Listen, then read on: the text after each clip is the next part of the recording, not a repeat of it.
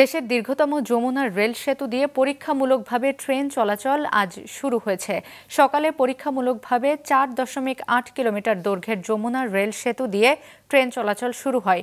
গতকাল বিকালে পরীক্ষামূলক ট্রেন চলাচল নিশ্চিত করতে সেতুর দুই প্রান্ত থেকে ব্রডগেজ লাইনে দুটি ট্রেন চালানো হয়। প্রকল্প পরিচালক জানিয়েছেন, রেল সেতুটি উদ্বোধন হওয়ার কথা রয়েছে আগামী বছরের জানুয়ারিতে এবং এ সময় সেখান দিয়ে বাণিজ্যিকভাবে ট্রেন চলাচল শুরু হবে। প্রায় 16,780 কোটি টাকা ব্যয়ে নির্মিত যমুনা রেল সেতু প্রকল্পের কাজ শুরু হয় 2020 সালে। তো আমাদের আজকে ব্রিজের উপর দিয়ে 10 কিলোমিটার এবং 40 কিলোমিটার স্পিডে ট্রায়াল রান সম্পন্ন করলাম আর কি। তো আমাদের উদ্বোধনের সম্ভাবনা রয়েছে জানুয়ারির সেকেন্ড উইকে।